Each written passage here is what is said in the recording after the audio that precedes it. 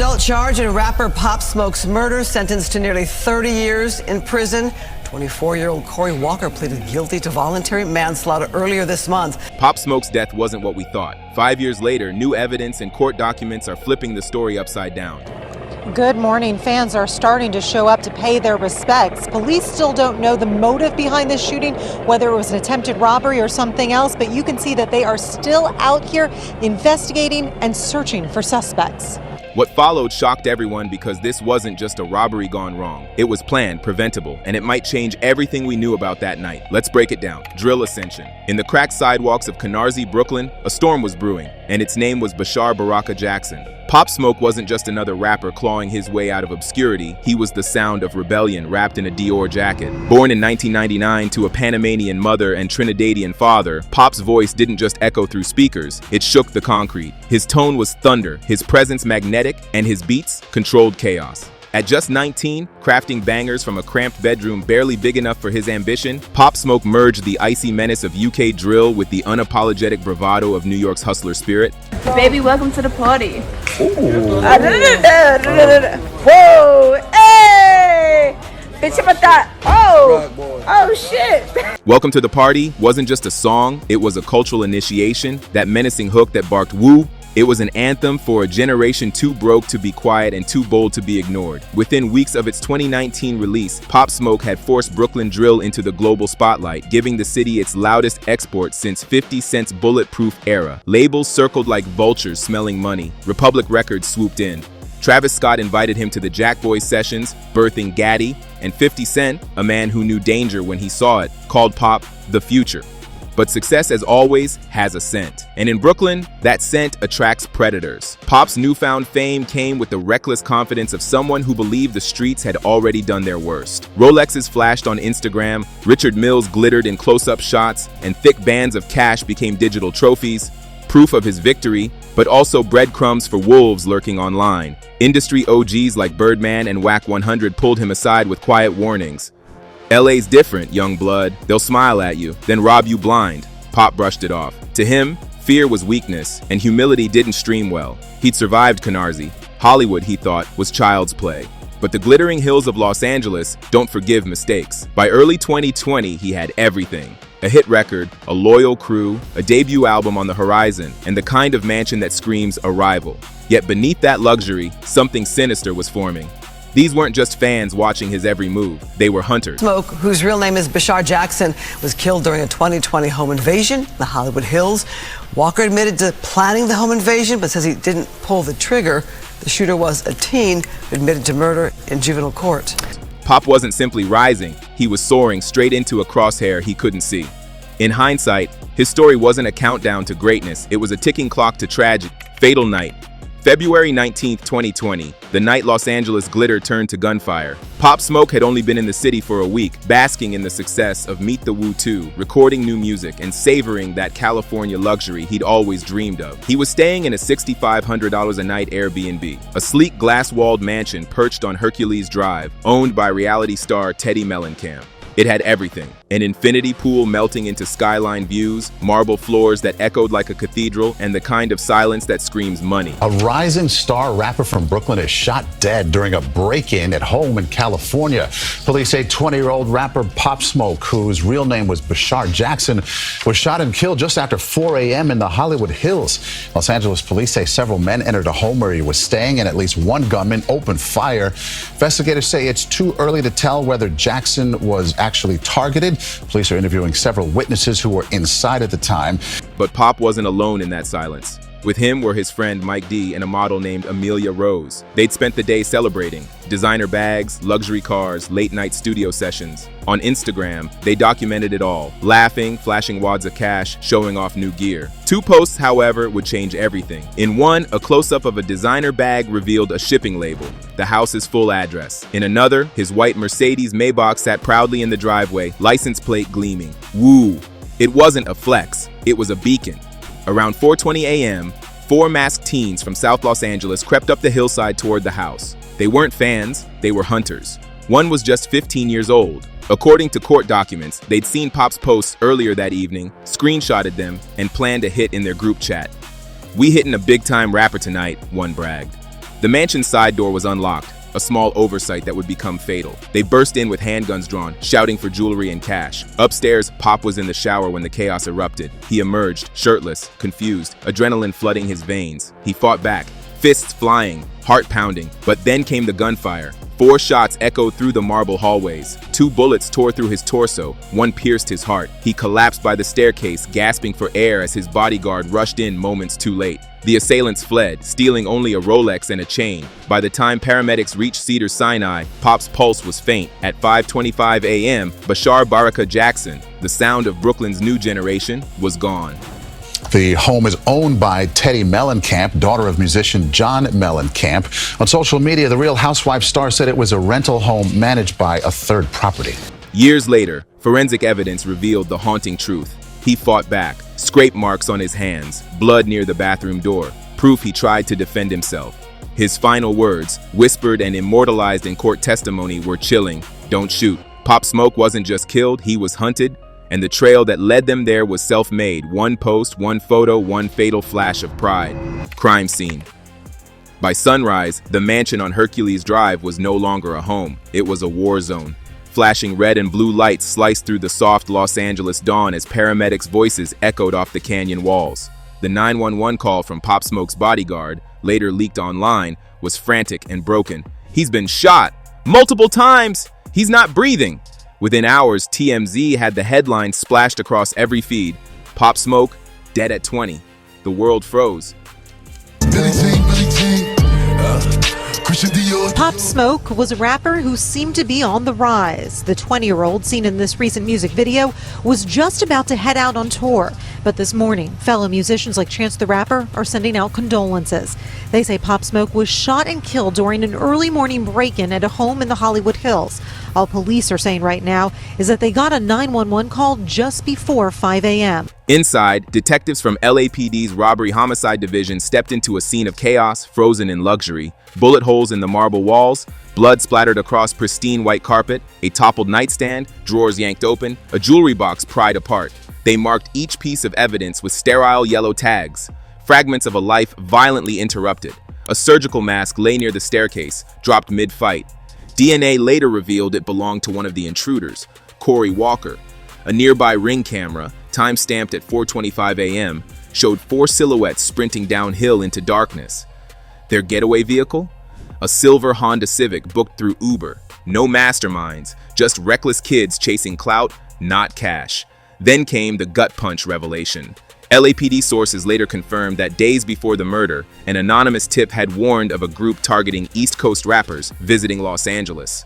Pop Smoke's rental address was flagged in the system, but no one followed up. A deadly cocktail of bureaucracy and arrogance left the young rapper exposed. The silence between departments became the sound of failure. Brooklyn woke up to disbelief. Candles flickered on Canarsie sidewalks. Woo forever. Graffiti bloomed across brick walls. 50 Cent and Nicki Minaj posted tributes like digital tombstones, while fans looped Dior. The anthem that once roared with defiance now played like a funeral march. A king, slain far from his kingdom. Forensic teams kept combing through the evidence when another detail surfaced. Pop's security team had left earlier that night. He told them to take off. He felt safe in the Hollywood Hills. It was the most fatal miscalculation of his life. In the 2025 trial, prosecutors unveiled text messages between the suspects, screenshots of Pop's Instagram posts, the boys hyping themselves up. Their Uber driver later testified, they kept saying, "He's got a bag." The 911 call came from back east. It was apparently a friend of someone who was inside the residence who had been contacted from inside the residence and had in turn called 911.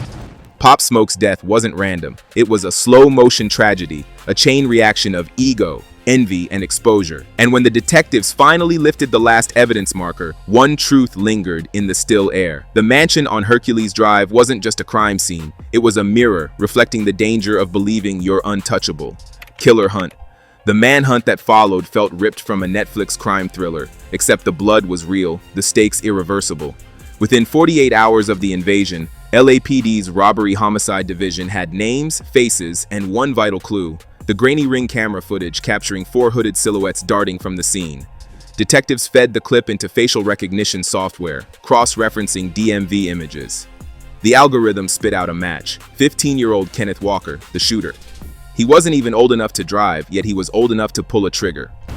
Today, as I, Corey Walker, stand before you in court today for sentencing for my unforgettable consequences. Even though the Jackson family isn't here in court today, I would like to sincerely apologize for my unforgivable actions. Although there's no apology that amounts to the taking of one's life. Also, I would like to take this opportunity to apologize to my family for the pain and embarrassment that they have endured over the last 5 years. A confidential informant, a rival gang member, confirmed what the police suspected. The crew were all from Los Angeles, loosely affiliated with the West Side Crips. In text messages later shown in court, they joked about hitting a big-time rapper for easy money. The digital trail was damning. Uber logs, pawn shop receipts, phone pings. By February 21st, SWAT descended on a stash house in Inglewood. Inside, ski masks, burner phones, Rolex boxes. They found Kenneth, 17-year-old Jaime Tuatama, and 16-year-old Trayvon Mims. The last man, Corey Walker, the 19-year-old wheelman, fled to LAX, attempting to board a flight to Jamaica with $40,000 cash. He didn't make it past TSA. The confession spilled fast. Kenneth admitted to firing the shots, saying Pop had reached for something, as if self-defense could explain 4 bullets to the chest. The group's arrogance was chilling, messages bragging, "We got Woo," and videos flashing Pop's stolen chain. The internet, furious, dubbed them the Instagram killers. But the revelations didn't end with arrests. In 2025, court documents revealed the FBI had already been tracking a celebrity tax ring, young gangs targeting high-profile rappers flaunting wealth online. Pop's murder wasn't random. It was a business model born from envy and visibility. Every selfie was a signal. Every flex was bait.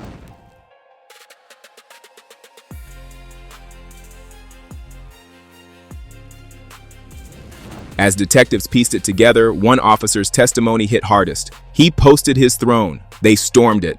That line, now quoted across hip-hop blogs, became the tragic summation of the digital age's cruel symmetry. Pop Smoke's killers didn't stalk him with hate. They hunted him for clout. And in the end, they gained neither money nor fame, just decades behind bars and a ghost that refuses to let the world forget. Autopsy exposed. March 2024. The Los Angeles County Coroner's Office unseals Pop Smoke's autopsy. What it reveals sends shockwaves through fans and courtrooms alike. The myth of a quick, clean death collapses. Pop didn't die instantly, and he bled out slowly, painfully, fighting to breathe as his lungs filled with blood. The radio call was called in by someone from back east and stated a friend of theirs' home was being broken into by multiple suspects and that one of them was armed with a handgun. When police arrived at the home on Hercules Drive, they detained several people who turned out to be witnesses. Those men say there were between 2 and 6 suspects. At least one was wearing a mask. The report reads like a horror script. 2 .40 caliber bullets, one entering his lower abdomen, another tearing through the heart and lung. There were abrasions on his knuckles, evidence of a struggle, trace amounts of THC and alcohol, but no narcotics. The body of a 20-year-old who still believed he had forever. In the 2025 trial, prosecutors used new 3D forensic reconstructions, digital holograms replaying the final seconds. They showed Pop shielding his face, then lunging forward, the gunfire lighting the bedroom like a strobe. Experts described a man who refused to beg. He fought until the final shot forced him down. His mother, Audrey Jackson, faced the autopsy diagrams in court, her voice shaking but resolute. He fought like a warrior. Her testimony broke the courtroom's composure, forcing even the defendants to bow their heads. For her, the new evidence wasn't closure. It was confirmation that her son didn't die scared. He died defiant. The details reframed everything. Pop wasn't simply the victim of robbery gone wrong. He was collateral damage in a social media-driven blood sport, where image meant everything and safety meant nothing. His death became a medical indictment of fame, an anatomy of consequence. Forensic pathologist Dr. Helen Campos summed it up best during the hearing. He was hunted, not just robbed. This was not opportunistic. It was execution-style violence fueled by recognition. Now at 11, we're following breaking news. A rap star on the rise killed during a violent home invasion in the Hollywood Hills this morning. The music world is in shock as police search for the shooter. Fans online reacted with disbelief and heartbreak. Hashtags like and trended for weeks. Artists from Fivio Foreign to Drake reposted the findings, captioning, "The system failed him." The unsealed autopsy shattered the illusion of invulnerability that fame sells. Pop's final minutes were no longer rumor or urban legend. They were documented agony, proof that behind every diamond chain lies flesh, blood, and mortality. Court chaos. 5 years, 4 defendants, and an avalanche of delays. From 2020 to 2025, Pop Smoke's murder case slogged through the labyrinth of Los Angeles Superior Court, a saga that blurred justice with bureaucracy. COVID shutdowns, plea deals, and legal loopholes turned the case into a courtroom purgatory. In addition thereto, consecutively, the defendant is sentenced to an additional 20 years on the firearm count under 1202.53 C and E consecutively, so that makes a total of 29 years. At the center, Cory Walker, the only adult defendant, and 3 juveniles, Kenneth Walker, Jaime Tuatama, and Trayvon Mims. The teens face transfer hearings to adult court, a process mired in debate. Should killers barely old enough to drive face life sentences? Prosecutors said yes. Defense attorneys cried rehabilitation. The moral tug of war was televised daily. In 2024, bombshells dropped. Jailhouse informants claimed Cory boasted about tagging Wu for the set. Leaked texts revealed the crew's motive. Jealousy mixed with gang rivalry, particularly resentment toward East Coast rappers invading LA. The defense tried to spin it. Cory didn't pull the trigger, so he wasn't guilty of murder. But the prosecution's reply sliced through. He drove the getaway car. He planned the invasion. Without him, there's no death. Industry witnesses surfaced too. WAC 100 submitted an affidavit revealing that Birdman had tried to warn Pop not to stay unguarded in LA. We told him, get security. He laughed it off. That affidavit changed everything, dragging the music industry's complicity into the spotlight. Could this tragedy have been prevented if someone had forced the issue? By late 2024, the walls closed in. Kenneth, now 18, accepted a plea deal. 25 years, suspended for 15. Cory's lawyers scrambled. The DA offered manslaughter with gang enhancements. 29 years, no parole until 2054. Cory caved in February 2025, whispering guilty, with the calm of a man who'd aged decades behind bars. I'm kind of reluctant to impose... I don't anticipate it. This case has been... I do not anticipate it because this has been going on now for 4.5 years, the case. And like I said, I did handle the co-defendants. They have already been sentenced. And there was not a claim at that time as well. The trial was less about guilt and more about reckoning. A portrait of fame's dark ecosystem where teenagers with guns and millionaires with followers collide. For every verse Pop Smoke wrote about victory, his death had become a court transcript about consequence. Judgment Day. February 21st, 2025, downtown Los Angeles, the Clara Shortridge Foltz Criminal Justice Center was packed to the rafters, a theater of grief and justice. Cameras rolled, fans lined the streets. Inside, Cory Walker, now 24, shuffled in wearing shackles, his eyes hollow. The plea was official: 29 years for voluntary manslaughter, robbery, and gang participation. With respect to fines and fees? I'm sorry? Fines and fees, correct? Right. Okay. Yeah. Yes. Do I agree that because he's indigent, it should be the minimum? No, I think that he will have the next sentence is 29 years and he can work while he is in prison.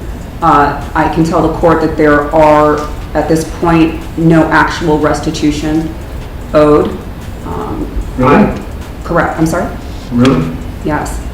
He stood before Judge Hanoyan and faced the Jackson family. I take responsibility, Cory said, voice cracking. Bashar was a light. I stole that from his world. The courtroom froze. Audrey Jackson, in a black Justice for Bashar T., rose with composure sharpened by grief. You ended my son's breath, she said, but not his beat, rot knowing that. Her words landed like bullets of their own. Prosecutor Maggie Howell argued for maximum time. This was not a mistake. This was predation. Defense lawyers begged for mercy, painting Cory as a product of neglect and gang grooming. The gavel's echo ended the debate. 29 years. No parole until 2054. Outside, the air vibrated with chants. Woo forever. Woo forever. Viral clips from the courtroom flooded social media, showing Pop's family breaking down as the sentence was read. Even through punishment, peace felt far. Behind bars, Cory began writing letters to Audrey, apologies she never opened. In one leaked note, he wrote, "If I could trade places, I would. He was meant to live. I was meant to learn." The irony was suffocating. His murder has stunned fans everywhere. Everybody's talking about it. Police say suspects broke into his home and shot him. The home is on Hercules Drive in the Hollywood Hills. The other defendants received lesser sentences. Kenneth, 15 years in youth custody. The others, probation. Justice, if you could call it that, felt like a cold compromise. The system had spoken, but the silence after the verdict said more. For Audrey, the win wasn't freedom, it was finality. Justice is cold, she told reporters, and my heart's frozen. The crowd outside echoed her pain. The Wu had been avenged, but no one was celebrating. Wu legacy. 5 years gone, and Pop Smoke's voice still booms from car speakers and TikTok trends. Immortal, defiant, untamed. Shoot for the Stars, Aim for the Moon is now triple platinum. His ad-libs sampled by a new generation that never got to see him live. But 2025's revelations, Corey's plea, the autopsy, the ignored warnings, reframed his story. He wasn't just a victim, he was a prophet who lived his lyrics too literally. I need everybody to sing this song if they know it.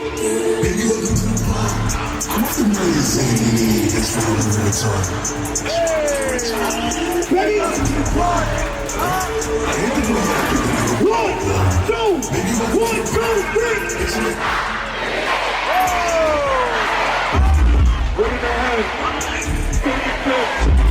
Baby! Birdman's and Whack 100's warnings now read like eulogies in hindsight. The industry vowed reform, encrypted social accounts for artists, mandatory security for rising rappers. Too late for Pop, but maybe not for the next kid flexing online. Audrey Jackson turned pain into purpose. Her Shoot for the Stars Foundation funds youth centers in Brooklyn, teaching kids to chase dreams without losing their safety. He lived big, she said, so I'm making sure his story saves others. Pop's influence is everywhere. From Ice Spice's drill pop hybrids to Fivio Foreign's lyrical nods. Every bass drop feels like a resurrection. His story became more than tragedy, it became a warning written in 808s. And yet, even as justice settles, the haunting question lingers. What if? What if he'd listened? What if he'd never posted that address? What if fame didn't demand exposure? Pop Smoke was known by some of the biggest names in the business, like Nicki Minaj and 50 Cent. His murder has stunned fans everywhere. In the end, Pop Smoke's light didn't die.